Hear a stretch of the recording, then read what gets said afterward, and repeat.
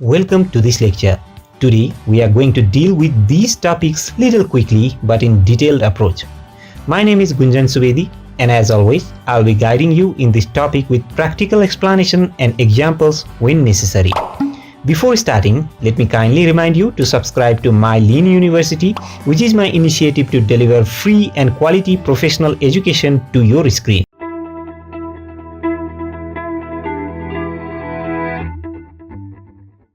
In this lecture, we will study about the factorial designs.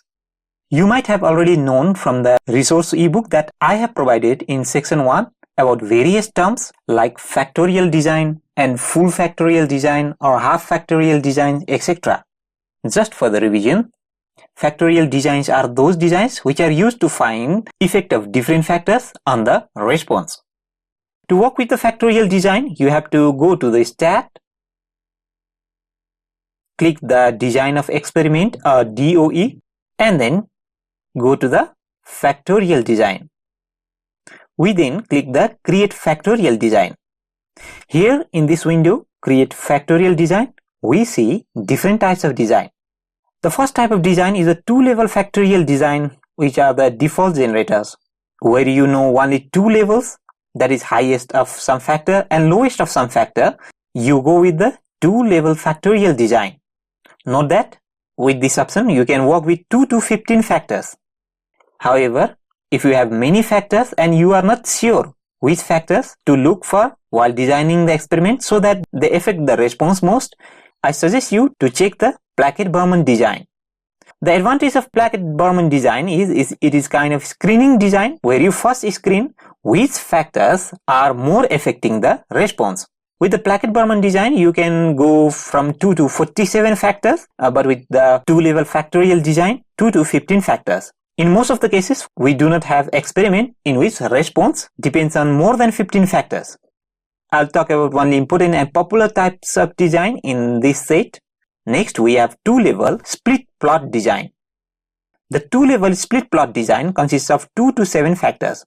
We generally look for this type of design when we have problems or constraints of time and cost. In this type of design, we have to do lesser runs compared to two-level factorial design. We can do the experiments with the lesser runs, but one disadvantage is we can work with 2 to 7 factors only in this type of design. Now, I have already talked about the Plackett-Berman design, which is used in the screening process when you don't know which factors are more or less responsible, or even if they are responsible for the response.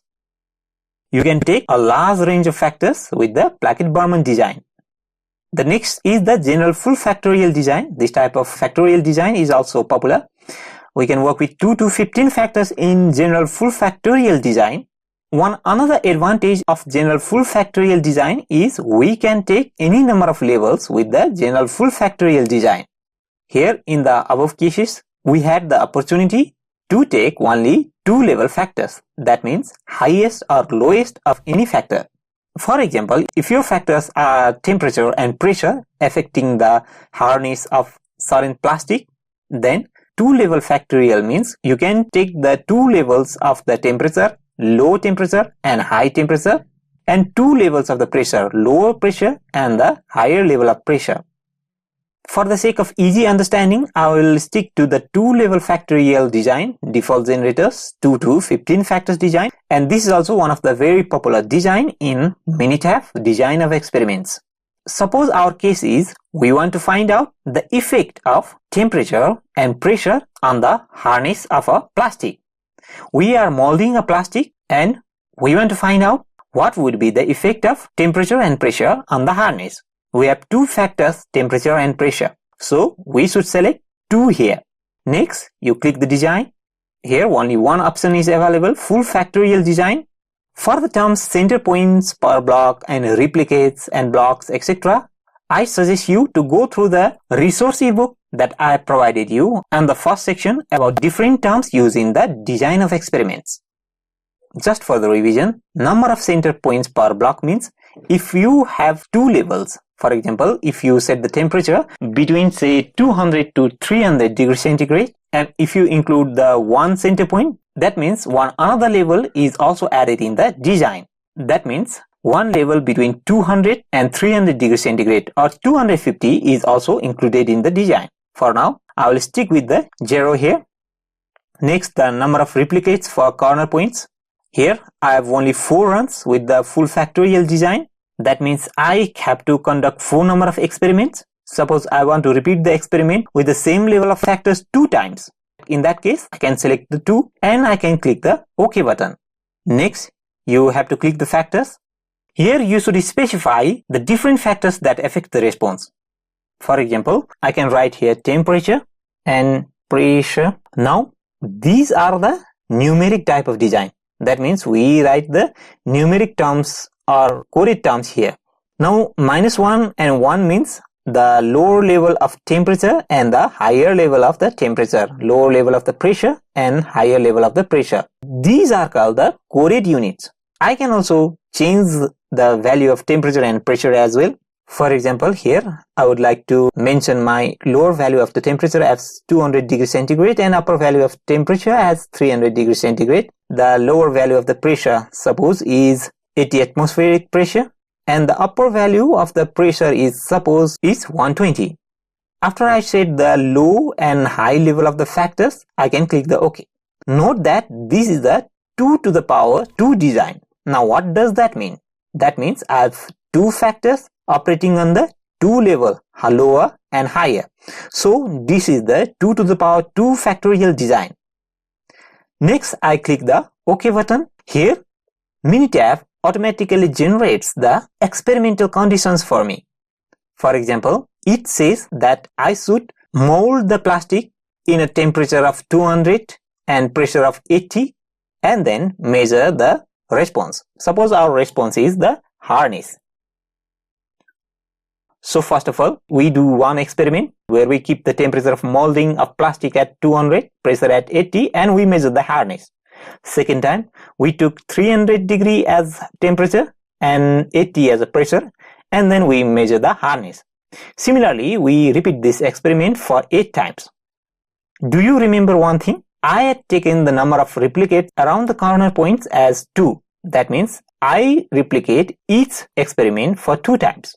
For example, I take the temperature 200 and pressure 80 and this is replicated over here. Similarly, 380 is replicated over here. 200 and 120 is replicated over here. So the factors at definite level are replicated twice in this experiment. Suppose after conducting the experiment, I get the following units of the hardness of the plastic. In the next lecture, we will learn how to analyze this factorial design. Please note that each time you create the factorial design, setting the lower and higher value, Minitab can randomize the order of these experiments. I have 200 units of temperature and 80 units of pressure on the first experiment, but you can get the experimental condition somewhere around here or anywhere because the experiment is randomized. That means you can get the random set of experiment.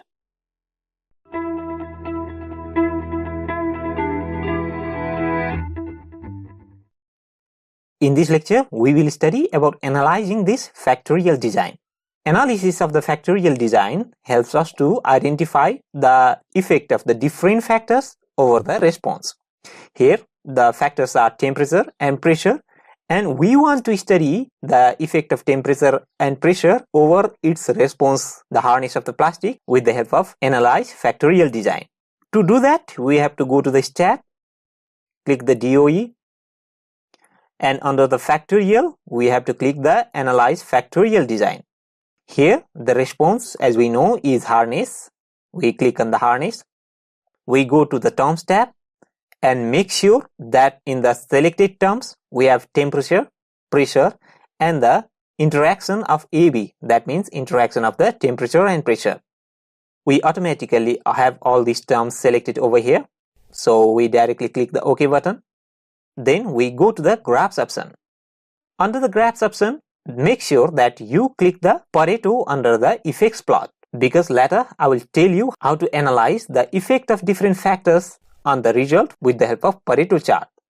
There are other options as well, normal and half normal. Let me check these options as well, but these are not as important as the Pareto chart over here. I just want to explain how can you read your experiment with the help of normal and half normal chart, and then you click the OK button again. The result of this experiment is obtained over here. We have factorial regression, harness versus temperature.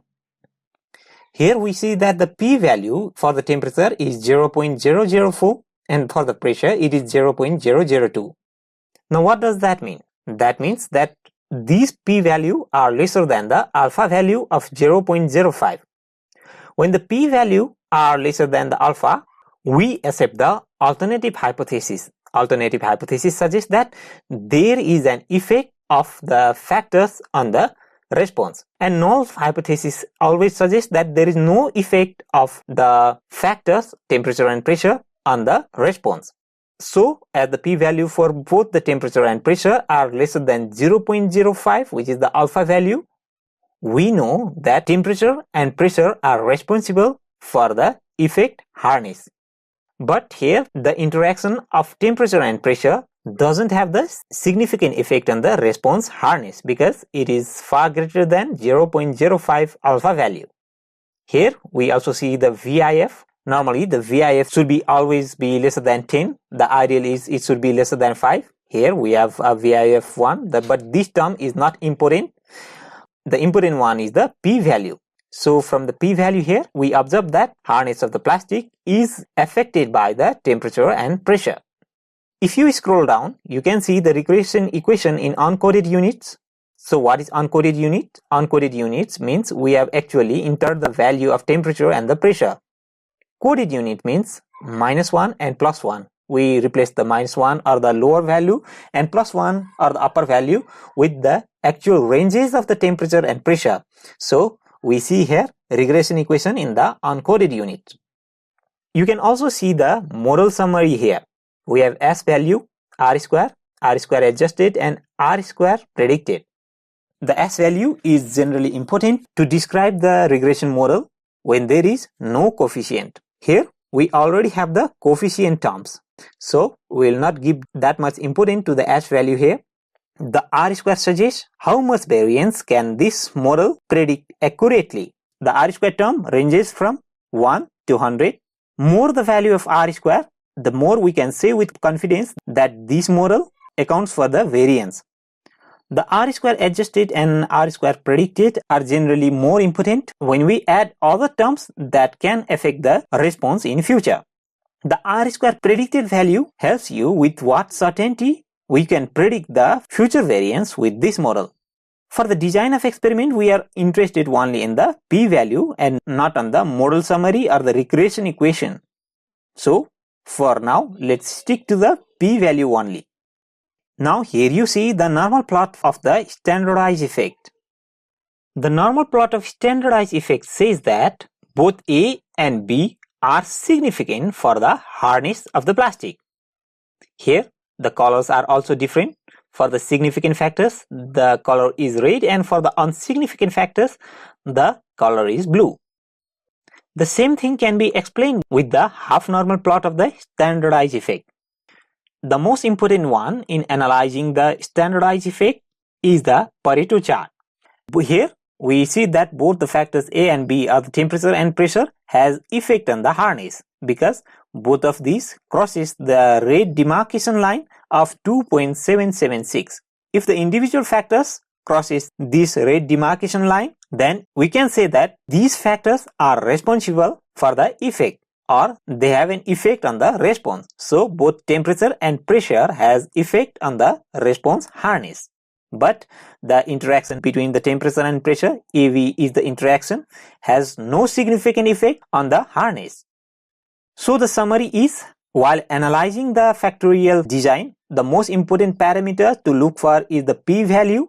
The p-value for both temperature and pressure are less than 0.05, so both of these terms are significant, and this can also be easily identified from the Pareto chart.